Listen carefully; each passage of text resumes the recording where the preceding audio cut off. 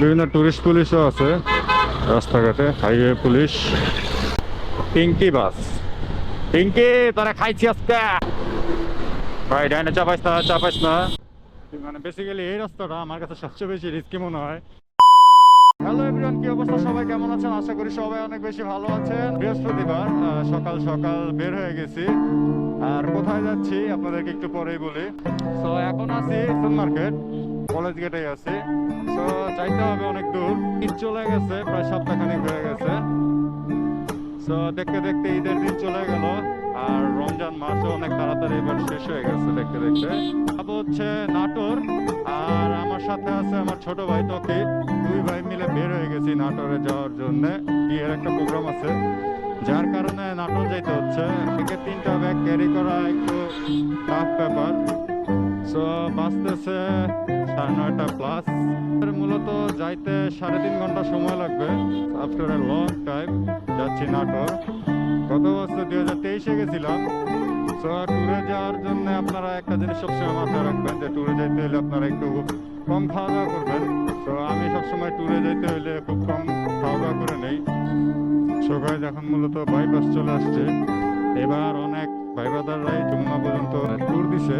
ভাই আজকে আছে আমার সাথে, আরও আজকে প্রথমবার আমার সাথে রাইড দিচ্ছে নাটোর। মানে লং কোনো ট্যুরে প্রথমবার আমার সাথে আজকে রাইড দিচ্ছে।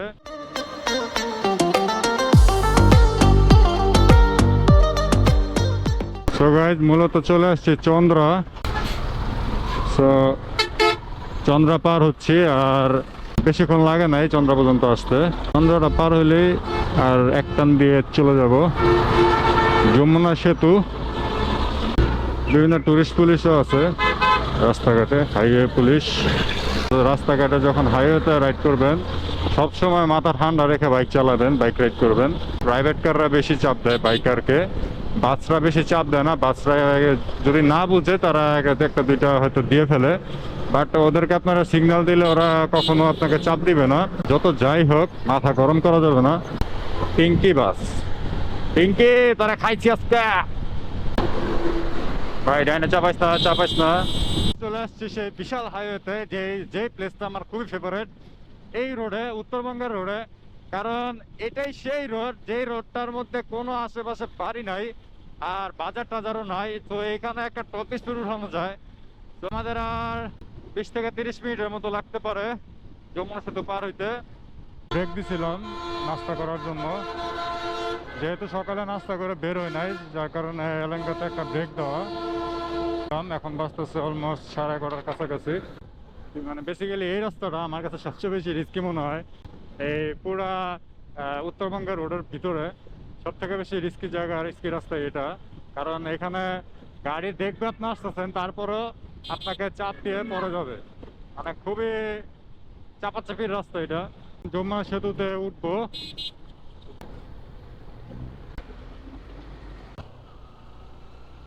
সো যমুনা সেতুতে উঠতে যাচ্ছি এখন। After a long time guys, after a long time Jamuna সেতু। সো এই যে আমার আছে আমার ছোট ভাই, আর যমুনা সেতুর পানি গাইস, বিশাল সেতু, বিশাল। তো আমরা এখানে গাড়িও আসতেছে অনেক। সো যমুনা সেতুতে কয়েকটা ছবি টবি তোলার পরে এখন বের হয়ে যাচ্ছি আবার। তো এখন আর ব্রেক দিব না, একদম সিরাজগঞ্জে যে একটা